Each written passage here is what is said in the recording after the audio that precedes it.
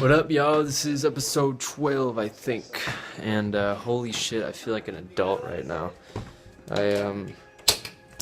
It's weird. I've been like wondering my whole life what it's like to be an adult, and now I am one. And it's crazy. Like, I'm here. You know, I'm living the adult life. I'm actually on my way to my aunt's house, which kind of takes away the adultness of it. But yeah, I left some stuff there, so I'm gonna go pick it up. But yeah, I actually just got off 2 shifts, and I worked at a breakfast place today, and I also worked at a dinner restaurant today. So, been working all day, and I'm gonna have a beer when I get back home. And it's crazy. I just feel like an adult, you know? Just feel like an adult. I'm 20 years old. I'm working hard. You know, I'm making money. I'm drinking alcohol after I get home from work.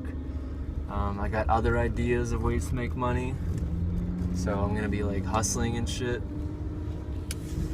And yeah, it's crazy. So really feel like an adult. And I'm actually starting to make some friends at these restaurants that I've been working at. And they're all older than me. And they're all super cool people. And I'm hoping to hopefully like invite them to hang every now and then, you know, have some beers. Chill out. It's kind of crazy when you like, because when you're a child, you're always looking at adults like there's kind of like a barrier between you and the adults, and they treat you differently. You know, they don't treat you like an adult when you're a kid. You get treated like a child, and it feels very cool to now be treated, you know, like an adult, like one of them. You know. They don't baby me around anymore, making my own money.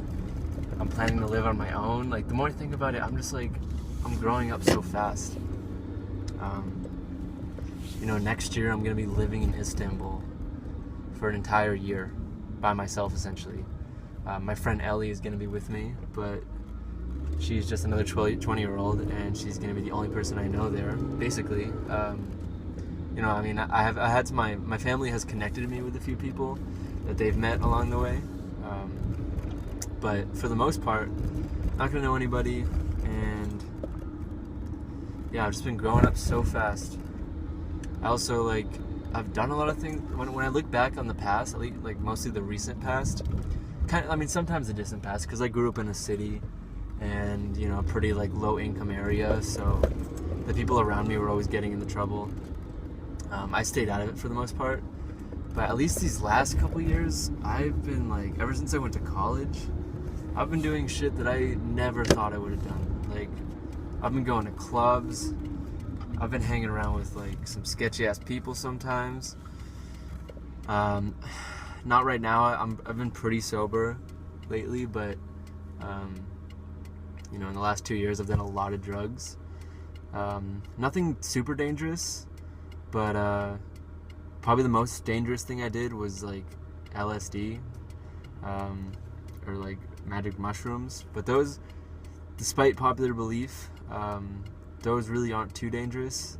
It really just depends on who you get them from. If you get them from somebody who is kind of sketch and they like lace them with other kind of drugs, then maybe it might be sketch. But for the most part, if you get them from a safe source, it's really not that big of a deal. Now, I do know people who have had some pretty bad experiences with mushrooms or with LSD, and you know, they are horror stories, and they don't happen most of the time. Some people, it never happens to them, but you can get a bad batch of something, or like maybe you get like a synthetic batch and you don't know it's synthetic, or maybe you don't know how strong it is and you take a ton of it.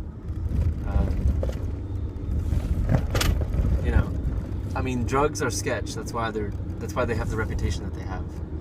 But anyways, kind of went off topic here. But luckily there is no topic because it's my vlog and nobody watches it anyways, and it's like just for me. It's just like a random thing that I do that I started doing recently. But I really like it. It really, I don't know, it's just like, and it's an exciting thing to look forward to every day. It's definitely, I can definitely already see that it's helping me translate my thoughts into verbal, sentences and words. Because like I said in the past, even though it sounds kind of pathetic, I've always had a problem with like translating my thoughts into words. Like I have thoughts in my heads I only have one head. I have thoughts in my head that I can understand for myself, but sometimes they're just like feelings or like ideas, but I can't really, in order to communicate them to somebody else, I have to be able to verbalize it. I have to be able to put it into clear sentences and paragraphs that other people can understand. And I want to be a leader. Like, part of my career, I want to be somebody who leads, somebody who innovates. Really, I want to change the world in one way or another. And in order to do that, you have to be able to translate your great ideas into something that other people can understand. And translating something that's never been done before is not an easy thing. And to do that, you have to be a good communicator. So yeah, so I hope this vlog, is putting me in the right direction in terms of learning how to communicate. And also, I want to be an actor. I want to be a producer. I want to be in the entertainment business. I want to be a writer. And I say I want to be these things, but I kind of already am. When I say I want to be them, I want to be successful in them. I already write. I already produce music. I have acted before. That's one of the my less experienced categories, but I have done all these things, and I want to be very successful in all of these different things. I even want to draw, which is something that I never even do now, but at some point I want to be good at drawing, because that'll help me with my writing and with my movie making, because you can write storyboards and you can draw characters in your book, and it just helps with the process. But yeah, I want to be in the entertainment business, and in order to be in the entertainment business, you have to be comfortable on camera. You have to be comfortable with media, because especially if you're successful, you're gonna have people interviewing you. You're gonna have people wanting you to be on their show. If you're a music artist, other artists are gonna want you to be part of their projects, and you're gonna be connecting with a lot of people, and just if you want to be successful in the entertainment industry, basically what I'm saying is you're going to be putting yourself out there, and people are going to be paying attention to you. And when people pay attention to you, it means you have to be comfortable speaking your mind in any situation.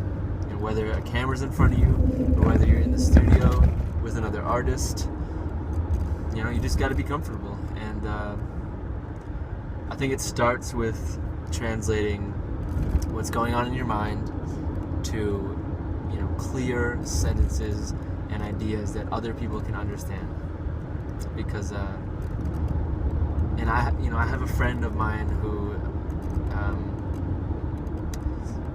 sometimes this friend will say, you'll ask a question, and this friend will say, she'll try to answer the question, but she won't be able to, and she'll say, you just don't understand, or it's just intuitive to me. And that's not an insult to her. It's just something that she does. And and I do the same thing. People will ask me why do you feel this way, or I'll tell them the premise for a big idea, and then they'll ask me to explain or go elaborate on the idea, and I'll just say I don't really know how to describe it, or you wouldn't understand. And So, you know, I'm not bagging on her. I do the same thing all the time, and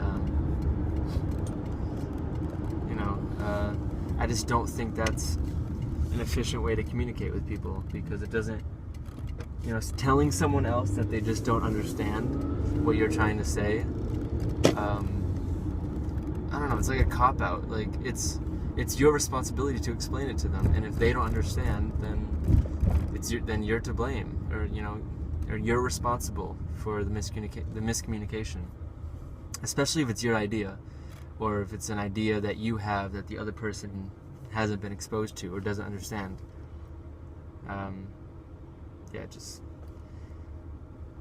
You can't bring something up and then, you know, when people ask you questions about it, just tell them that, like, they'll never understand. That's just, like, it's just not fair, you know. It's really not fair to the person that's asking the question, and it doesn't really get either person anywhere, because the person who expressed the idea doesn't know how to formulate it into a sentence where they can express it to someone else, and the person who's asking the question about the idea, or has not been exposed to the idea, still doesn't understand the idea, because they weren't able to have it explained to them. So it's a lose-lose. So that's a very, very roundabout way of saying that being able to express your ideas clearly is paramount to success in any field, but especially the entertainment industry, and I'm sure many other industries, but especially my industry. And with that, I'm going to end this vlog. So I'll see you tomorrow.